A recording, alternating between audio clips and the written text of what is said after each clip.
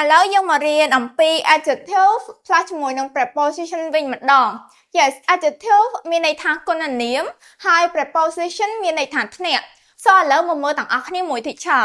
Yes jealous of someone អញ្ចឹងយើងដឹងហើយថា jealous នេះគឺថ្នាក់ពាក្យជា adjective អញ្ចឹងយើងប្រើ jealous នឹងមួយ preposition of teacher ចង់បញ្ជាក់ថា jealous គឺប្រើបានតែជាមួយនឹង preposition of ទេក្រៅពីនឹងគឺអត់អាចប្រើបានទេអូខេឥឡូវមកមើល example មួយ teacher She is jealous of her friend because she got a promotion មានន័យថានាងគឺចំណែនទៅលើមិត្តភ័ក្តិរបស់នាងដោយសារតែមិត្តភ័ក្តិរបស់នាងហ្នឹងគឺ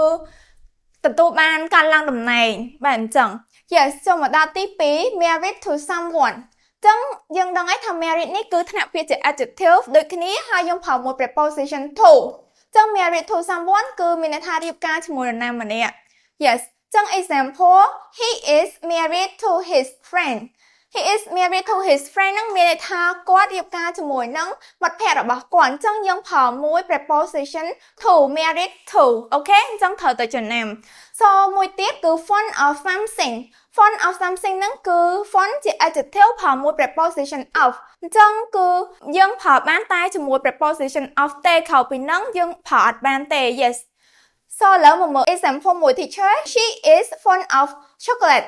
she is fond of chocolate គឺនាងចូលចិត្តញ៉ាំសូកូឡាបែបអញ្ចឹង yes មួយទៀតចុងក្រោយគឺ capable of something អញ្ចឹងយើងឃើញហើយ capable នេះក៏ជា adjective ដែរអញ្ចឹងយើងប្រើមួយនឹង preposition of yes example she is capable of solving difficult problem គឺនាងគឺមានសមត្ថភាពនៅក្នុងការដោះស្រាយបញ្ហាដែលពិបាកអញ្ចឹងវីដេអូរបស់ teacher មានតែប៉ុណ្្នឹងទេជួបគ្នានៅវីដេអូក្រោយទៀត Goodbye everyone